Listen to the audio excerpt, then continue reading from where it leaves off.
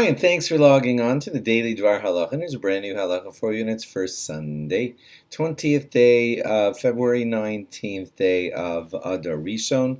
Purim law for you, very short and easy. It's this. There's an announcement that's made in most of the shuls right before the Megillah reading begins. And I think a lot of people listen to that announcement and they go, yeah, blah, blah, blah. And because you're just used to hearing it, and it's a real exciting and time of great anticipation, and people just say, come on, let's just get on with it. So I want to explain to you that announcement and what the announcer is doing in the shul. You often hear him saying these words. Everyone should have in mind, right? Does that ring a familiar bell to you?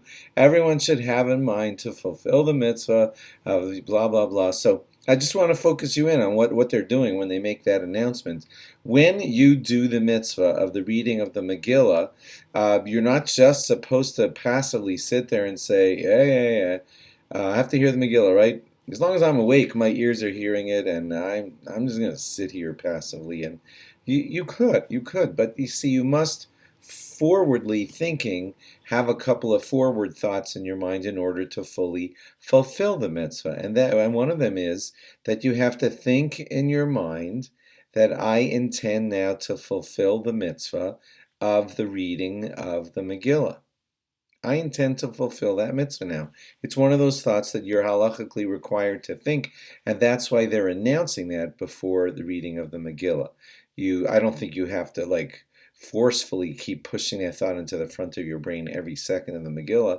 It'll make you not be able to concentrate. Just as you begin, you say, I have now the full intention of fulfilling the mitzvah of the reading of the Megillah. The reader is going to have that intention. He is doing the mitzvah, and it's sort of like counting for you. All Jews are joined, and when he thinks that and you think that, and the transfer all happens, now you have fully fulfilled the mitzvah, and he has fully fulfilled the mitzvah, and he's transferred it over to you.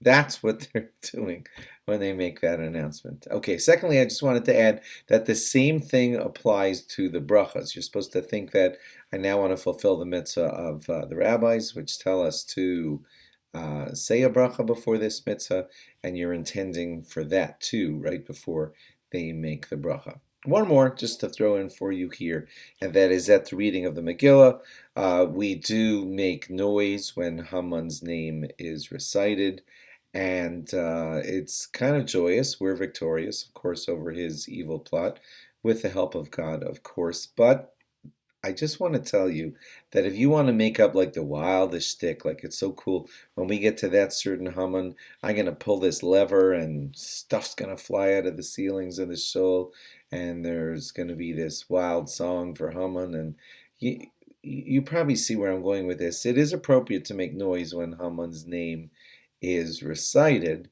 but you're still in shul, and you're still reading one of the writings of the holy writings of Ksuvim, and it's not meant to be farcical, totally crazy, like it's Mardi Gras.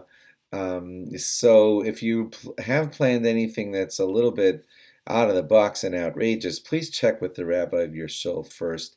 It's not an anything goes atmosphere. You are still in a shul. You are still reading the holy Ksuvim from our Torah, so check if the noisemaker kind of thing that you want to use is appropriate for the shul, or if it's too much over the top. That should be your appropriate way of thinking, not just anything goes. Me and my friends are bringing this special machine that's going to go kaplooey. Ask the rabbi, ask the gabbai, ask whoever is in charge there, and make sure that you're not going out of the bounds of what the shul expects is appropriate when you're reading the holy Megillah Esther. Thanks for logging on. Log on again tomorrow for more. Bye-bye.